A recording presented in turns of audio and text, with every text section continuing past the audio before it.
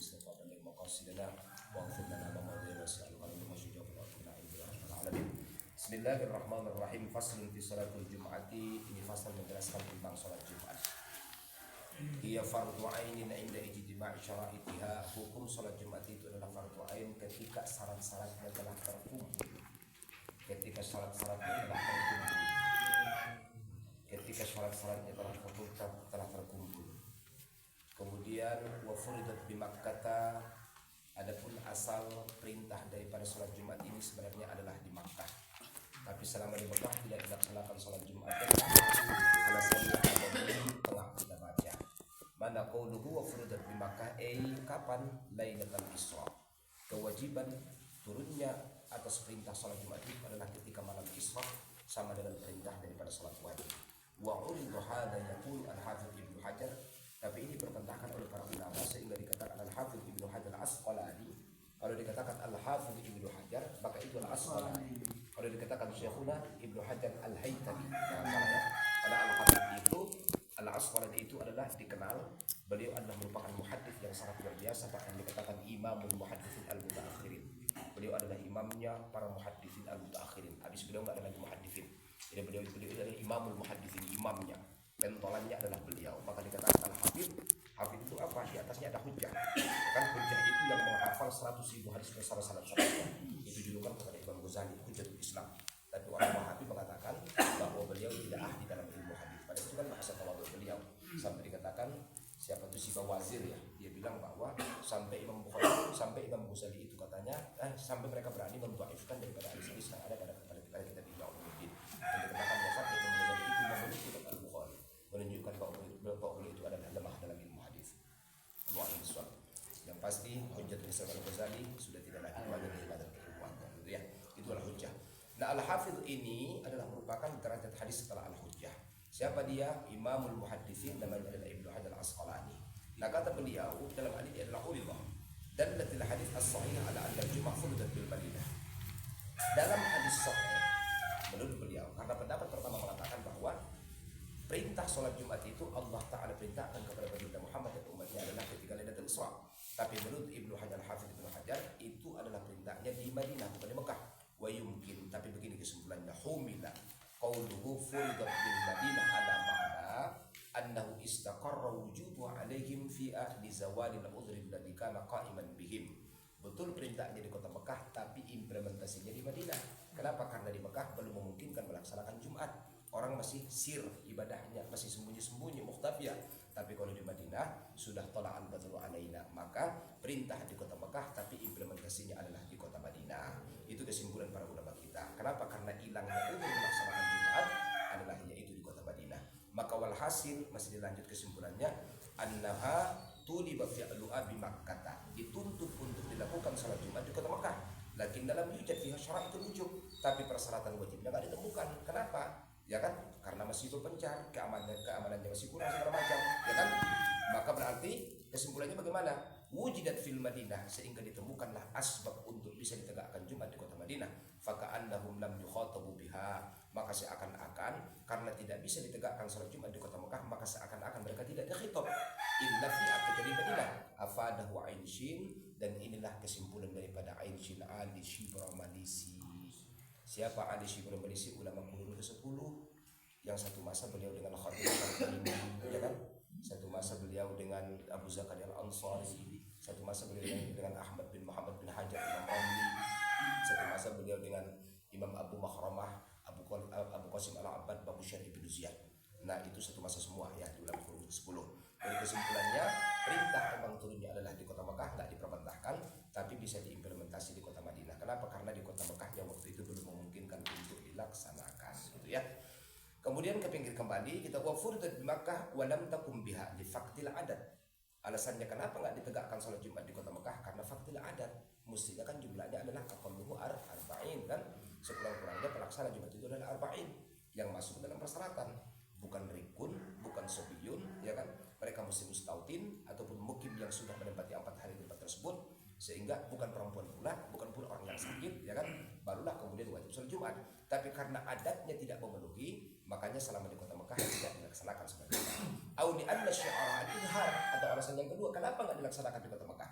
Karena syiar Jumat itu mesti izhar, mesti nyata, jahar, terang-terangan, ya kan, cetar, membahana. Sementara selama di kota Mekah mereka masih sibuk, ya kan, beribadah dalam keadaan sir, bukan jahro.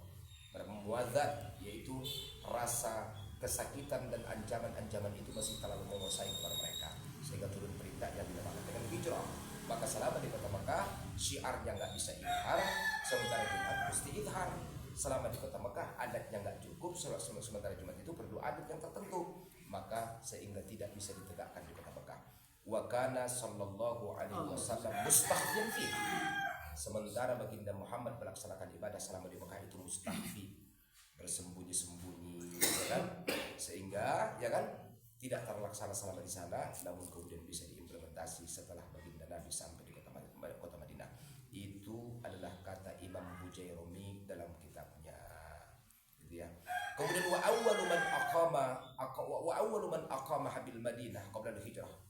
Adapun orang pertama yang melaksanakan sholat Jumat itu sebelum hijrahnya Nabi ke kota Madinah, sahabat Nabi yang bernama As'ad bin Zararah bin Umais.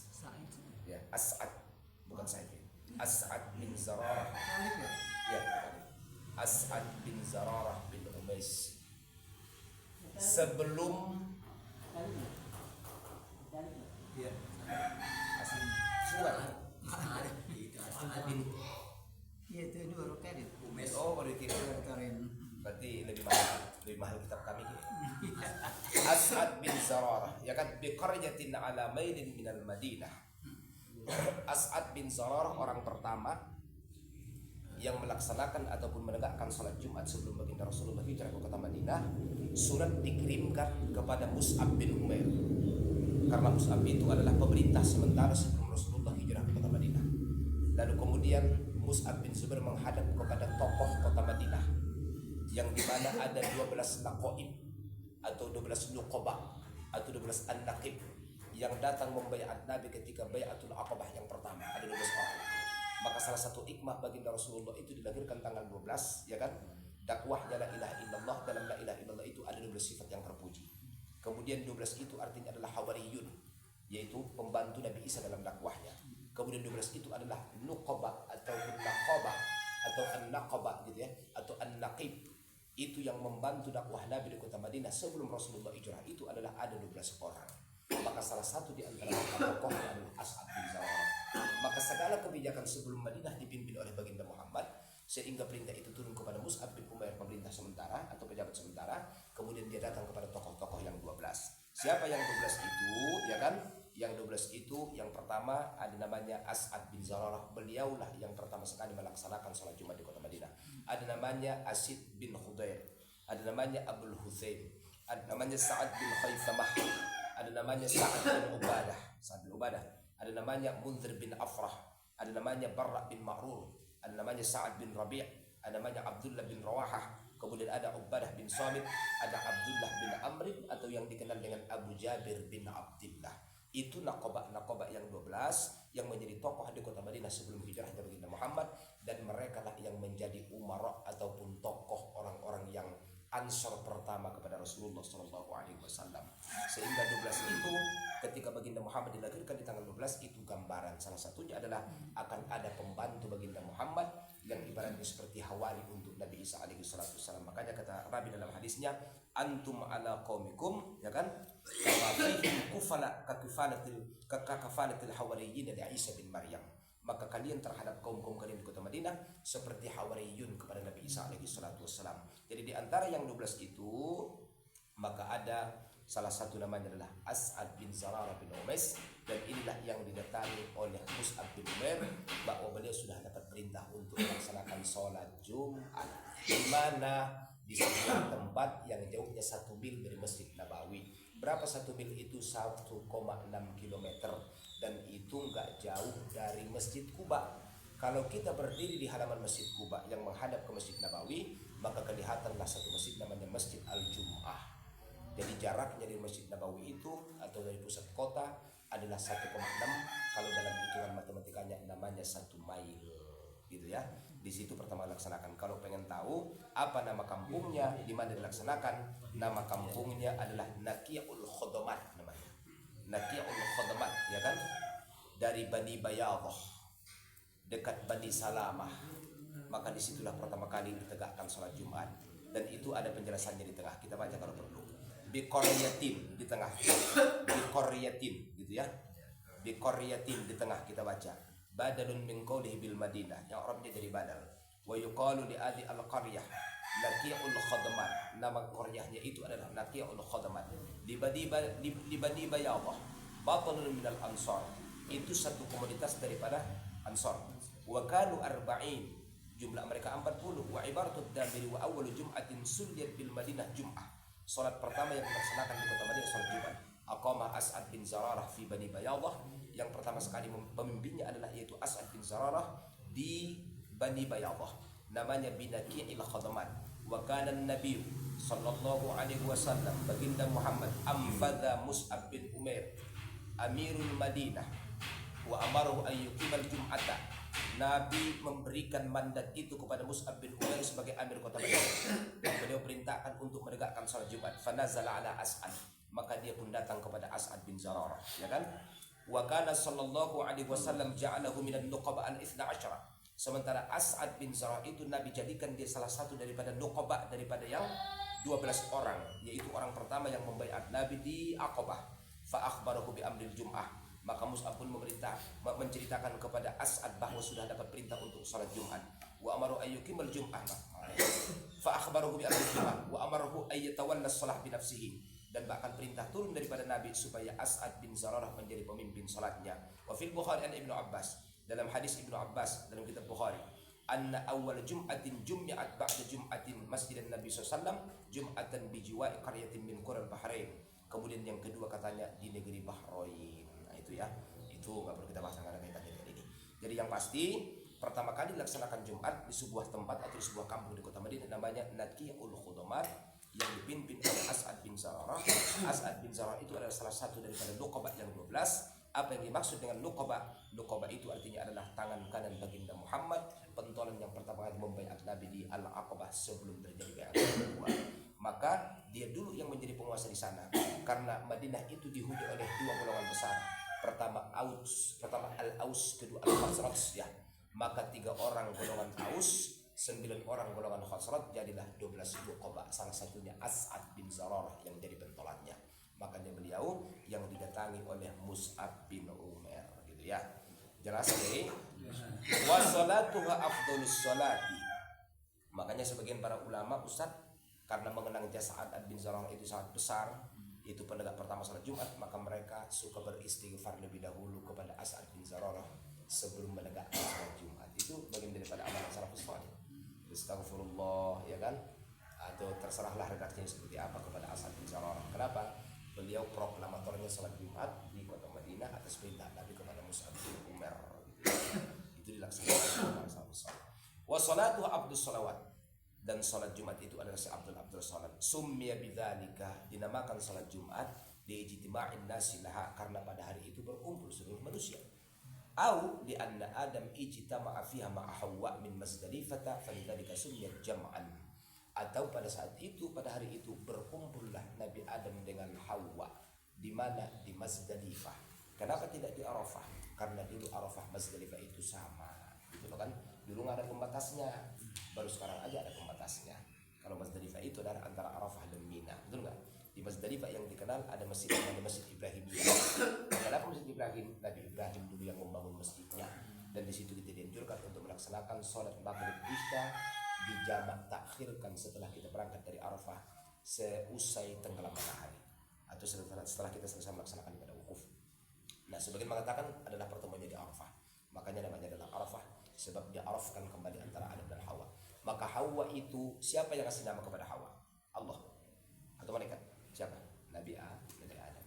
Sehingga malaikat bertanya dalam kitab Tarikh Ibnu Hisham dan juga dalam kitab Qasasul Anbiya Ibnu Katsir, kenapa kau sebut dia atau kau namakan dia dengan Hawa? Li'annaha khuliqat min syai'in hayyin, karena diciptakan dari sesuatu yang hidup. Maka fasammaituha Hawwa'a, ku beri dia nama dengan Hawa. Ya kan? Itu perjalanan Sallallahu Alaihi Wasallam. Nur Muhammad pertama diciptakan, ya kan? Jarak antara Nur Muhammad dengan penciptaan, dari penciptaan dari penciptaan Adam itu ribuan tahun lamanya. Nah, ya kan? Kemudian apakah Adam itu dari Nur Muhammad? Dari tanah, betul? Apakah tanah itu dari Nur Muhammad? Belum. Dalam hadis yang diriwayatkan oleh Imam Al-Qarra dalam kitab Hafiz Al-Amil mengatakan bahwa Nabi bersabda, "Ana Ahmad wa Muhammad bin Abdullah." Sebut Nabi semua nasabnya. Bin Abdul Muttalib, Hashim, Abdul Manaf, Qusay, Kilab, Murrah, Ka'ab, Ghalib, Fir, Malik, Nadhr, kenapa semua Qudais, Nazar, Bi'at, Adnan, ya kan? Udat mukamna hutan Riyad, Ibrahim. Dari Nahu Sawsam kepada Nabi Adam. Kemudian setelah itu beliau katakan, wa Adamu min turabin, wa turabu min as-subab, wa az-zubab min al-maut, wal maut min al-ma', wal ma' min ad-durrah, wa ad-durrah min ad-dababah, wa ad-dababah unsiat min nuri Muhammadin. Jadi enggak langsung Nabi Adam dan Nur Muhammad. Ya, Nur Muhammad itu maka menjadi dababah. Dababah menjadi durrah, durrah menjadi ma', ma' kemudian menjadi maut, maut kemudian menjadi zubat, zubat menjadi tanah, tanah menjadi Nabi Adam. Bayangkan tahapannya. Kenapa? Karena Nur Muhammad itu, ya kan, khuliqat kulli syai' minni wa khuliqtu min dzatillah, dan aku diciptakan dari zat Allah. Kata Syed Ahmad Zaid Dahlan dalam kitab Siratul Nabawi yang satu. Maka bagaimana cara penciptaan Allah terhadap Nur Muhammad? Ya kan? Dalam kitab Miftahul Asrar bahwa jalalnya Allah, jalal, ya kan? Ya Dzal Jalali wal Ikram, jalalnya Allah tajalli kepada zat Allah, maka terciptalah nur zat. Kamalnya Allah tajalli kepada zat Allah, maka terciptalah nur sifat. Jamalnya Allah tajalli kepada zat Allah, maka terciptalah nur af'al. Nur zat, nur sifat, nur af'al tajalli kepada zat Allah, maka lahirlah, terciptalah Nur Muhammad sallallahu alaihi wasallam. Makanya law ra'a iblisu nur Muhammadin fi jabhati Adam la sajada qabla an tasjuda al malaikah. Andaikan iblis itu melihat Nur Muhammad yang ada di kening Nabi Adam, maka dia akan dahulu sujudnya para malaikat. Tapi Allah enggak buka mata dia untuk melihat Nur Muhammad. Kenapa? Karena kalau enggak begitu Nabi enggak lahir. Sementara Allah, hadithul qudus pertama beliau, kuntu kanzan makhfiyya faradtu an ta'rifani an ta'rifunani fa khalaqtul khalqa ta'rifunani. Aku perbendaharaan yang tersembunyi, maka aku ingin dikenal. Kuciptakan makhlukku untuk mengenalku. Kalau mereka di surga, siapa yang akan mengenal Allah? Kehidupan tidak akan ada, ya kan? Maka kemudian setan diatur sedemikian rupa, ya kan? Makanya bukan kezaliman kepada Nabi Adam kalau kita bicara hakikat, nikmat. Kenapa nikmat? Karena dengan makannya buah khuldi terlahirlah sang baginda Muhammad SAW. Betul, ya kan? Maka lahirlah ke dunia. Beliau adanya di India, ada yang mengatakan di Khorasan, ada yang mengatakan di Palestina. Kemudian Hawa itu di Jeddah, ya kan? 40 tahun nggak ketemu, Allah Ta'ala pertemukan di Muzdalifah, harinya hari Jumat, betul nggak? Maka kemudian terjadilah hubungan pertama, masuklah Nur Muhammad ke dalam rahimnya. Selama Nur Muhammad dalam rahim tersebut, beliau pernah hubungan badan. Maka kemudian lahirlah Habil, ya kan? Dengan Iklimah, betul, ya kan? Kemudian Qabil dengan Qabil dengan Iklimah, Habil dengan Naburo, mengatakan Nabudda, gitu ya. Nabudda kalau dalam Qasul Anbiya Naburo. Maka kemudian setelah itu terbunuhlah Habil, menangis 100 tahun Nabi Adam. Kenapa? Karena mestinya Habil ini yang akan memegang mandat Nur Muhammad. Maka yang boleh tangis bukan karena kehilangan anaknya, tapi karena kehilangan tempat ataupun yaitu sulbu yang akan menyimpan Nabi Muhammad. Lalu kemudian Allah lahirkan lagi anak yang ketiga, namanya Hibatullah. Dalam bahasa Nabi Adam jadi sis, dan dia nggak punya pasangan. Jadi yang lain punya pasangan semua, pasangan kembar, tapi beliau nggak punya pasangan. Kenapa? Pasangan beliau namanya Baydha. Baydha itu adalah jelmaan bidadari dari surga, karena itulah yang cikal bakal, dari situlah turunnya baginda Muhammad SAW. Jadi Muhammad itu bukan manusia Ustaz. Sis. Iya, dia nggak punya pasangan. Jadi lahir Nabi Adam itu punya anak jadi 9 kali. Jadi 20 G. Oh iya. Jadi 40 kelahiran, ya kan? 40 kelahiran, satu nggak punya kembar. Tapi ada riwayat lainnya. Ini kita bicara satu riwayatnya. Jadi 40 kelahiran, ya kan? Namun yang satu nggak punya pasangan, itu Habil. Habil itu istrinya Baida, pakai Baida, pakai dal hamzah, ya kan? Baru kemudian setelah itu inilah yang akan menjadi asal ataupun neneknya baginda Muhammad SAW. Jadi semua sudah diatur oleh Nabi Muhammad, ya kan? Hidup 1000 tahun lah anggap. Kemudian kepada Nabi Nuh, bukan Nuhnya yang hebat dan kapalnya, tapi ada di tulang sulubunya tersimpan siapa? Yaitu Nur Muhammad. Ya kan? Jadi Habil punya anak dia namanya Anushi punya anak namanya Kinan punya anak namanya Mahleil itu nama saya Mahlil. Nah Mahlil inilah orang pertama yang merubah peradaban, yang tadinya pakai mereka kulit kayu kan, maka beliau bikin gedung, mulai memahat bukit menjadi rumah, kemudian mulailah beliau mengajarkan ilmu jahit menjahit. Dia punya anak namanya kemudian Yarid punya anak namanya Ukhnuf itulah Nabi Idris. Maka kehebatan orang pertama yang bisa menjahit dan astronomi itu diwariskan dari Mahleil. Jadi Mahleil itu adalah anak cucu pesonanya Nabi Adam alaihissalam. Nah kemudian dari Ukhnuf ini terus maka kepada Nabi Nuh, Nuh punya 4 anak namanya adalah Sam, Ham, Yafith dan Kan'an. Maka kemudian Sam menjadi kakeknya baginda Muhammad, betul nggak? Turun kepada Ibrahim kepada Ismail punya anak namanya Yasjub punya anak namanya Ya'rub punya anak namanya adalah Muqawwim, kemudian namanya adalah Udad punya anak kemudian Ma'at ini, Udad ini punya 2 anak, satu Au'ak, yang kedua Ma'at. Au'ak pindah ke Yaman, ya kan? Kemudian Ma'at ini turun kepada baginda Muhammad. Au'ak ini berkembang biak, betul nggak? Maka datanglah orang Jurhum ke kota Mekah, betul nggak? Ketemu lagi di sana. Kamu kalau mau tahu baca Tarikh Ibnu Hisham, lengkap semua di sana, riwayat-riwayat semua. Tapi itu juga namanya riwayat ada ikhtilaf kan gitu ya. Jadi kita nggak bisa menyalahkan riwayat, karena kalau khabar itu mahtamanas ini wal kadhib jaro, ya kan? Ada ihtimal, ada segala macamnya. Kemudian tajibu jum'atun ala kulli mukallafin ay balighin akilin dzakarin hurrin. Jangan dibaca harin ya. Kalau kita baca dengan dzakarin harin, kemaluan yang panas. Jangan. Bisa baca itu zakar adalah kemaluan, har adalah panas. Berarti setiap orang yang kemaluannya panas mesti sholat Jumat. Jangan. Itu kalau salah baca, ya kan? Wajiblah Jumat. Pertama syaratnya adalah mukallaf. Kemudian mesti takut laki-laki. Syukur merdeka. Fala tulzam ala untha wa khuntha. Maka tidaklah diwajibkan sholat Jumat kepada untha dan khuntha. Wa man bihirikun. Jadi bukan banci ya. Khuntha itu yang punya 2 kemaluan. Muskil ya. Jadi 2 kemaluan itu punya hormon dia Ustaz. Jadi kalau banci itu bukan khunsa, banci namanya mukhannats. Jadi bahasa Arabnya mukhannats Ustaz.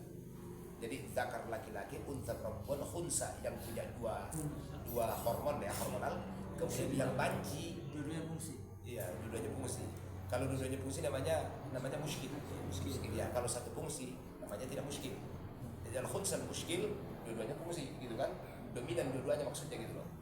Jadi bisa ambibi mau jadi bisa kemana dia, tergantung nanti kemana dia, contohnya tergantung nilai hormonnya lebih gede kemana gitu loh. Kalau hormon cowoknya lebih gede biasanya punya jenggot, tapi kalau hormon ceweknya lebih kecil ya kan, lebih gede maksudnya biasanya dia lebih dekat kepada wanita. Itu muskil.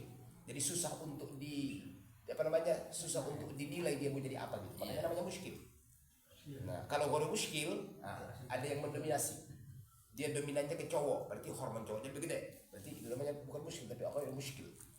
Nah, ini muskil tak wajib juga. Nah, kan. Kemudian untah wa man bihirq, yaitu orang yang punya rukun, yaitu dia adalah hamba tak wajib. Wa in kutiba, kalaupun hambanya hamba mukatab. Kenapa dinuksonihi?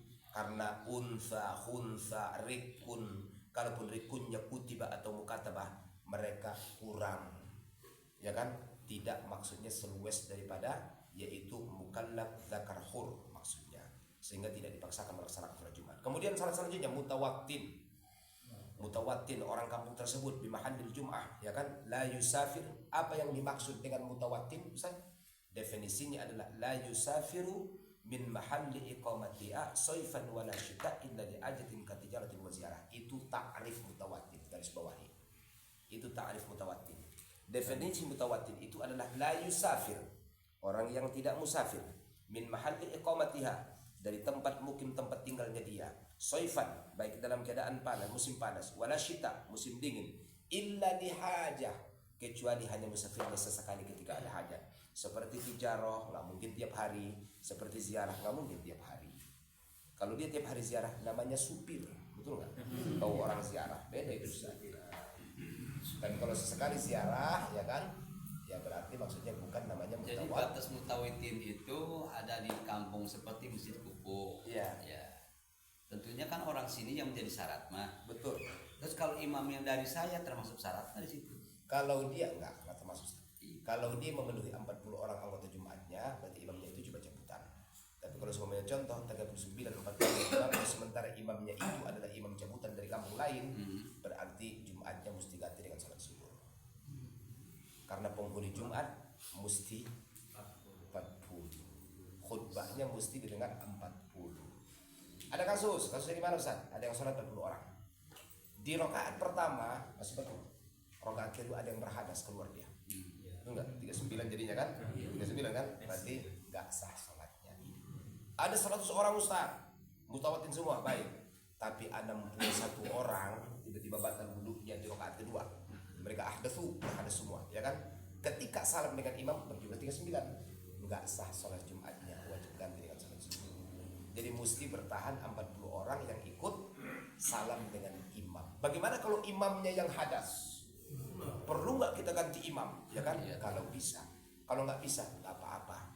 Berarti ketika sholat jumlah jamaahnya itu masih sempurna, imamnya oke, makmum oke, maka tiba-tiba maksudnya imamnya ini tapi dari 40 ya. Anggaplah 50 orang, batal imam. Begitu, kenapa nggak bangkit-bangkit dari sujud? Rupanya ada jendela di mihrab Ustaz. Itu ada yang ngintip, udah ada imam, ya kan? Allahu Akbar, digantikan kamu balik, ya kan? Maka nggak usah pakai imam juga nggak apa-apa. Itu Jumatnya qad kafat, Jumatnya sudah sah, nggak usah diganti. Nah, itu yang penting berjumlah 40 itu. Jadi kalaupun mereka berjamaah di rakaat yang pertama, di rakaat yang kedua munfaridun, ya kan? Atau mutafarriqun, maka Jumatnya qad kafat itu sudah cukup. Nanti ada bahasanya. Yang 40 itu syaratnya, Ya 40 itu wajib. enggak maksudnya syaratnya orangnya Muslim mustautin, muslim holding, atau mungkin Maksudnya kealiman. enggak maksud kealimannya gitu, apa hanya sekedar oh balik enggak, doang, mana gitu. yang penting mah masuk ini nggak perlu alim kan dia. Iya. Bukan lafun zakarin arvin mutawatin nggak perlu alim kalau makmumnya. Sini Yang kan. wajib ya, yang wajib imamnya bisa alim. Kalau alim mau ketemu Nah, kalau mau ketemu susah tuh. Kecuali di pondok pesantren. Kalau di pondok oke lah, ya kan? Berarti siapakah yang dimaksud dengan mutawatin? Ya kan mutawatin itu la yusafiru min ma'an iqamati sayfan wal syita ila li'ajatin katijaratin wa ziyaratin. Yang dimaksud dengan mutawatin itu adalah orang yang tidak musafir tiap waktu dari tempat tinggal dia, baik dalam keadaan sayf musim dingin, syita musim panas, illa di hajat, kecuali sesekali karena hajat lah. Kalau dia tiap hari dia ziarah, oh supir namanya. Tiap hari jualan dia berarti, ya kan? Berarti orang tanah abang itu namanya, ya kan? Ghairu ma'dzur, syarat selanjutnya anggota Jumat itu nggak ada uzur. Apa uzur? Sudah kita bahas di bab sholat jamaah. Bina wimarat, dia sakit, ya kan? Tapi kalau sakitnya cuma sakit apa ya namanya? Sakit hati, wajib. Kamu kenapa nggak Jumatan? Sakit. Sakit apa? Bisul. Bisul, itu Wasiat. termasuk ya. Kalau bisulnya dipantang, ya, jangan saya duduk. Bisul masuk saja penyakit berat itu bisul. Penyakit apalagi gigi. Nah, gigi lebih bahaya lagi. 1001. Nanti dia bawa sendal dia lempar imamnya apa khotibnya ya kan. Bina imarat minat a'dzar allati marat fil jamaah itu sudah selesai penjelasannya di bab salat jamaah. Fala tulzam ala maridin, maka tidaklah diwajibkan kepada orang marid, atau fala talzam boleh ya. Maka tidaklah wajib salat Jumat kepada orang yang marid illam ya'tul ba'da zawal ma'anna iqamatiyah, kalau dia enggak bisa hadir ke masjid setelah zawal. Jadi zawal dia baru bisa hadir nih, contoh ya kan, berarti nggak wajib. Tapi kalau dia datang watun aqad ma'dzur, tetap sah salat. Tapi nggak wajib, gitu kan? Nggak wajib. Coba kita lihat ada di tengah. Wa'lam, baris kedua dari atas. Baris kedua dari atas. Wa'lam. Udah lihat? Udah lihat? Wa'lam, udah. Wa'lam anna an-nasa fil jum'ati sittatu aqsamin. Penghuni Jumat itu dibagi kepada 6. Awaluha, yang pertama, man tajibu alaihi wa tan'aqidu bihi. Boleh nggak kita baca wa tun'aqadu? Nggak perlu. Kenapa? Karena in aqada itu sudah ya kan mutawa'ah. Mutawa'ah itu tahsilul matlub an athri fi'lil muta'addi. Jadi nggak perlu kita mutaaddi, nggak perlu kita majhulkan lagi. Yang pertama, golongan pertama penghuni Jumat itu adalah awal man tajib alaihi, wajib dia sholat Jumat, watan akidu bihi, sholat Jumatnya terhitung, maksudnya terhitung sebagai anggota Jumat, ya kan? Watasih minhu, sholatnya sah. Wa huwa man tawaffarat fihi syurut kulluha, mereka itu orang-orang yang sudah memenuhi syarat semua. Apa tadi syaratnya? Mukallaf, balik, akil, mustautin, hur, ya kan? Nah, zakari. Nah, zakarnya jangan lupa. Nanti di berangkat sholat zakarnya hilang, zakarnya tinggal. Jangan. Nah, itu berarti mereka itu tajib watan akid watasih. Wasaniha, yang kedua, man tajibu alaihi walatan akid bihi watasih minhu. Dia wajib sholat Jumat, tapi nggak terhitung dia sebagai anggota Jumat. Wah, itu juga begini. Dan sah sholat Jumatnya. Wahwal mukim, wahwal mustautin. Mereka orang mukim. Jadi mukim ini status hukumnya dalam sholat Jumat, dia wajib Jumat tapi nggak terhitung sebagai anggota Jumat. Kontrak. Betul. Siapa orang mukim kiai? Ya kan? Orang mukim itu nanti ada definisi di sana ini. Mukim itu adalah, ya kan? Siapa namanya? Man aqama bi mahalli Jum'atin arba'ata ayyam fa aktsar. Siapa yang tinggal di sebuah tempat di mana ditegakkan sholat Jumat lebih dari 4 hari, sama ada ia niat mau balik ke kampungnya atau belum ketahuan niatnya mau balik, sama ada ia baliknya itu setelah sekian lama, ya kan, mungkin setelah setahun, 2 tahun, 2 minggu contoh, ataupun tidak, itu namanya adalah mukim. Jadi kalau sudah tinggal di satu tempat itu 4 hari atau lebih, namanya mukim. Kalau belum 4 namanya musafir. Makanya hukumnya kalau belum 4 hari, kalau belum ketahuan dia pulang masih boleh jamak qasar. Tapi kalau sudah 4 hari maka tidak boleh jamak qasar. Kenapa? Karena sudah mukim dia namanya. Itu definisinya. Jadi yang kedua, golongan yang kedua pada sholat Jumat, dia wajib sholat Jumat tapi nggak terhitung anggota Jumat dan sah sholat Jumatnya. Wal mukim, wal mustautin. Siapa lagi? Wa man sami'a nida'al jum'ah wa laysa bi mahalliha. Termasuk dia adalah orang yang mendengar panggilan Jumat padahal dia nggak di kampungnya, Ustaz. Saya orang Cimanggu, lagi pergi ke Cilebut. Di Cilebut saya punya kakek, ya kan? Saya di rumahnya, saya dengar panggilan azan, wajib saya sholat Jumat, tapi nggak terhitung anggota Jumat, ya kan? Nah, tapi sah sholat Jumatku. Kenapa? Bukan orang situ, tapi aku dengar nida al Jum'ah. Jelas kayak itu yang kedua. Wasalisuha, yang ketiga, man tajibu alaihi wa la tan'aqid bi wa la tasih. Wajib dia sholat Jumat tapi nggak terhitung anggota, bahkan tidak sah. Wahuan murtad, itu adalah orang yang murtad. Maka kalau mau ngalamin yang ketiga, murtad dulu. Fatajibu alaih, jelas dia selama hidup wajib dia sholat. Bimakna annana naqulu law aslama wa shallal jum'ah, law aslama wa shallal jum'ah. Andaikan dia Islam, maka dia melaksanakan sholat Jumat atau mengkodoknya dengan sesuatu. Wa illa fala tasi'u minhu, kan, wala tan'aqid bi wa huwa baqin bi alihi. Wa rabi'uha man la tajibu alaihi wa la tan'aqid bi wa la tasih. Enggak wajib, enggak dihitung anggota dan tidak sah. Wa huwal kafir al asli. Dari sononya udah kafir. Nah, dia enggak wajib, enggak wajib tapi disiksa ya maksudnya ya. Nah, enggak wajib dia Jumat, enggak terhitung dia anggota Jumat, enggak sah dia kalau ikut sholat Jumat. Nah kan, wa ghairul mumayyiz min saghirin, demikian juga anak kecil, wa majnun, orang gila, wa mughma alaih, yang punya penyakit ayan, wa sakran, orang yang dimabuk oleh minuman. Nah, karena mabuk itu ada 2, Ustaz Majdi, ya kan, Ustaz Sulam. Mabuk ada 2. Pertama mabuk karena minuman, kedua mabuk karena cinta, ada satu lagi mabuk karena janda. Betul. Ustaz Agus, apa perbedaan mabuk karena minuman dengan mabuk cinta? Dalam sebuah syair dikatakan, syaribul khamri yashu ba'da sakran wa syaribul hub, ya kan, tulal umri sakran. Peminum khamar dia sadar setelah sakronnya hilang mabuknya. Tapi orang yang minum dari gelas cinta, dia akan mabuk kepanjang selama-lamanya. Maka mabuk yang dibolehkan, mabuklah karena cinta, ya kan? Karena kalau orang mabuk karena cinta, itu namanya adalah kunci surga. Sebab kul in kuntum tuhibbuna fattabi'uni. Tapi kata Imam As-Safuri dalam kitab Nusa al-Majalis ulama kurun ke-9, cinta itu mesti memiliki 4 syarat. Karena bahasa Arab cinta adalah mahabbah, mim ha ba ha. Besar ya, mim ha ba ha. Maka mim pertama nadamah. Dua mesti datang dari orang pecintanya. Dia mesti nadamah. Apa? Penyesalan, merasa tidak pernah cukup dengan gelas cinta yang diberi kepada sosok kekasihnya, supaya dia senantiasa memperbaiki diri dan introspeksi, ya kan? Kemudian yang kedua adalah mim ma ha, hanya ya. Ha itu artinya adalah hafadzul atau hafadzul hurmah, menjaga kehormatan orang yang dicintainya. Dia nggak bakal maksiat, Ustaz. Maka yang dicintainya akan memberi dua. Yang pertama bir, banyak. Yang dicintainya akan memberikan kebaikan kepada dia. Kemudian hak akan memberikan hidayah kepada dia. Maka kalau berkumpul yang dua dari hamba atau dari sang pecinta, maka akan datang dua dari yang dicintai. Maka jadilah mahabbah, qul in kuntum tuhibbunallah fattabi'uni. Dan orang yang sudah memiliki yang dua, maka dia akan syaribul hub tulal umri sakron. Makanya Ustaz Zain sedang dimabuk, sedang mabuk. Ya. Sampai kapan dia mabuk? Ya kan tulal umur, sepanjang usia.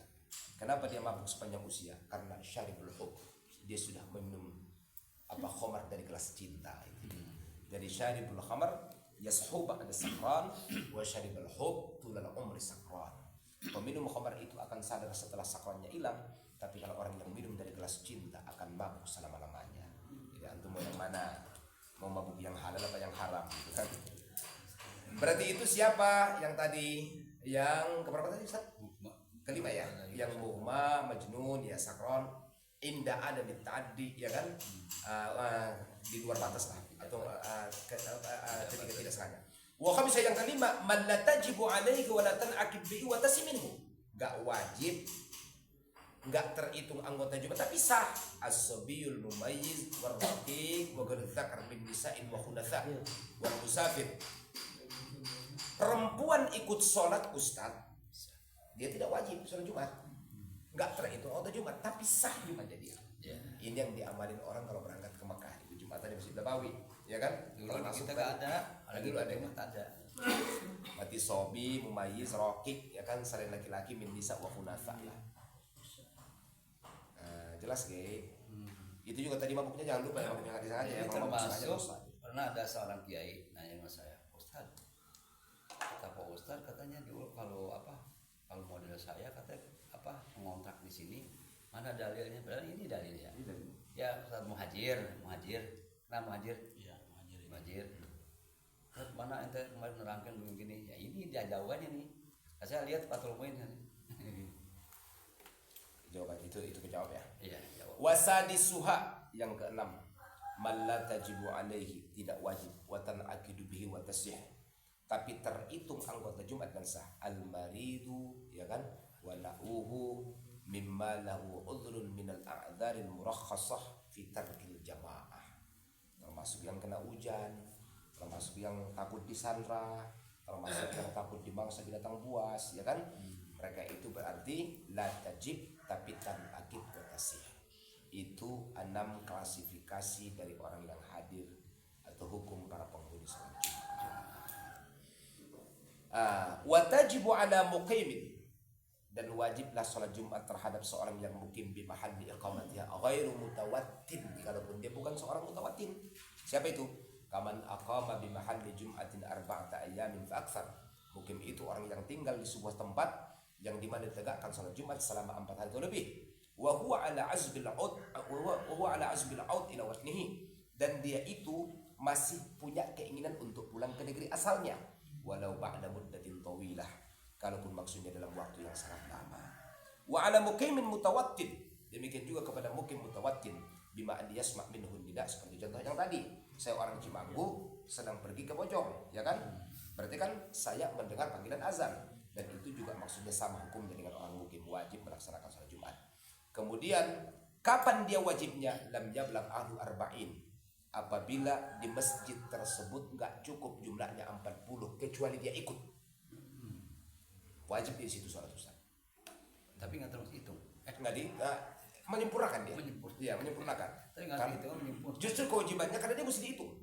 Kalau nanti nggak tegak Jumat, nah, kan itu namanya adalah mukim,